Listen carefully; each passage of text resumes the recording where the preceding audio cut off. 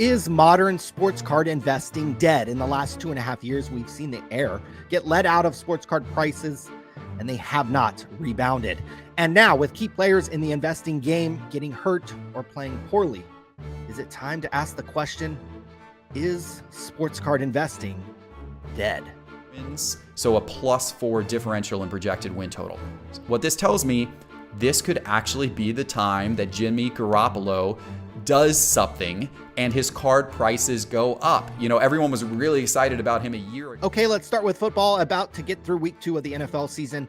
It's been a disaster so far for sports card investors. We talked about him last week. One of the darlings of the offseason, Justin Fields of the Chicago Bears, is 0-2, and his play has been absolutely horrendous. His 2021 Panini Prism PSA 10 card is down 40% for the week. Yep. We are nearing all-time lows for this card. If Justin Fields was a stock, there would have already been a Netflix documentary on its rise and fall. The Bears go play the Kansas City Chiefs this week, so there almost isn't a worse matchup to try and rebound from the horrific start to the season for Justin Fields. Despite what Card Collector 2 may have told you, Justin Fields has done nothing in the NFL. He just got beat and outplayed by Baker Mayfield, folks. Now might be a good time to buy Sam Darnold and Baker Mayfield, believe it or not. Fields has built up no goodwill like some other 0-2 quarterbacks that we'll talk about. Investing money in Fields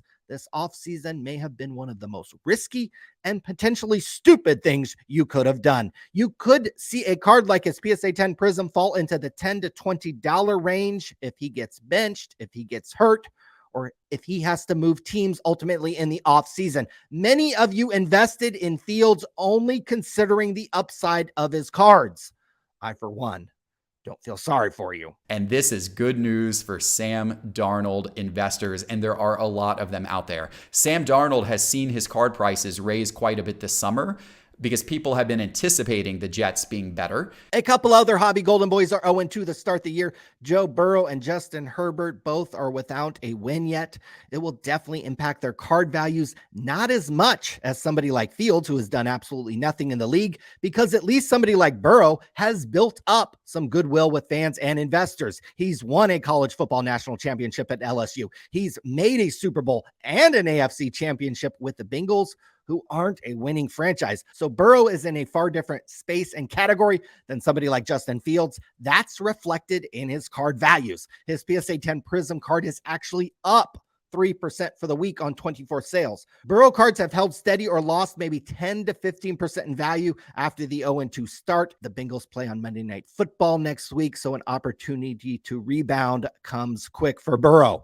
Also, this scares me to say this, but Antonio Brown could actually be potentially a good investment this year.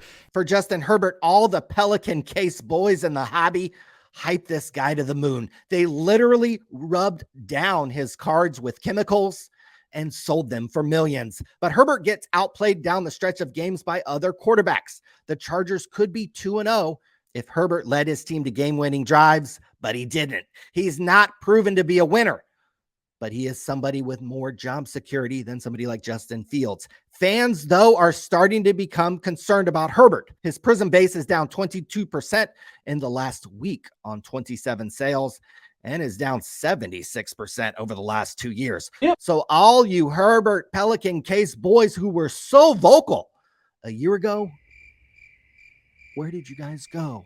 Justin Herbert, gold vinyl. What are you asking on this? I turned down 79,000? What do you want to be at, 100? About there. I do probably, actually nowadays I probably do 85. On the bright side of things, people who took the risk with Tua when he was injured last year should stand up and clap for themselves. Tua has led the Dolphins to 2 impressive wins. His Prism base PSA 10 is up a staggering 75% over the last 6 months. Although if you bought into the hype 2 years ago, you'd still be down huge on this card and many other Tua cards as well. It's the people who bought Tua when he was dealing with concussions and when the hobby was focused on players like Justin Fields that should be taking a victory lap today. I'm not perfect with my predictions, even though I actually have done pretty well so far. So to achieve big wins in the football card world, you're going to have to hold your nose and buy cards of quarterbacks that aren't on anyone's radar. I can actually think of two good ones right now. I think that Will Grier right now is about 4 times better of an investment than Kyler Murray. Okay, with baseball, you've seen a horrific year for investors. The Wander Franco situation is one of the biggest disasters of all time. While there were literally other shows and podcasts and influencers, yes, seriously, telling you to buy Wander Franco cards when the news hit, the best move would have been to sell when the news broke, which we told you to do right here on Sports Card Radio. Sports Card Radio, you should be ashamed of yourself. The bad news extends further. Ohtani, the golden boy of the hobby, has shut it down. He's gone for the remainder of the year. There is a scenario where we will never, ever see Ohtani cards get as high as they once were. So if that's the case and Ohtani cards have hit the peak 2 months ago, I'm selling into the offseason when he's having surgery, when he's likely changing teams. Lots of scenarios next year where baseball will choose a new golden boy for the sport and for the hobby. Maybe Ohtani gets hurt again.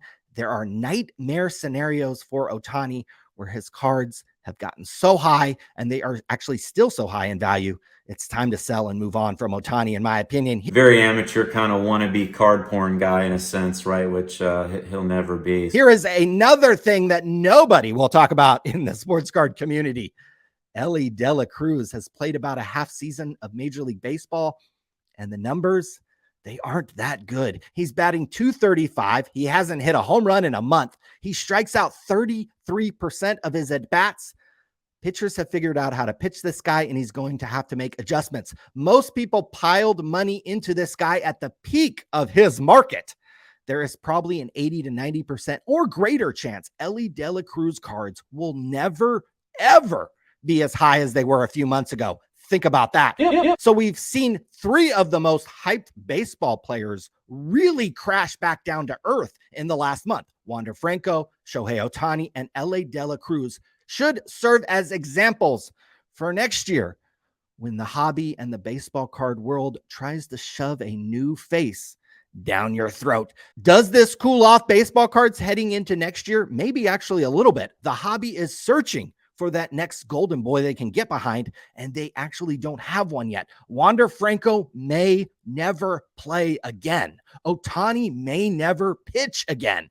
And De La Cruz maybe isn't that good. What we do know is we will be back right here on Sports Card Radio to cover it all this week, while some other channels are scared to death and have hard pivoted away from sports card investing content. $50 homage, a t-shirt. Both of those will be mailed to you. Yeah, you guys are one of the premier card shops in the world. Well, speaking of the cup and coming in twos, I figure I got these right here. And that's the greatest thing about this hobby, is that there's so much to talk about. We will try to continue to bring all the sports card investing videos that you can handle, and we will see you later this week right here on Sports Card Radio. Case!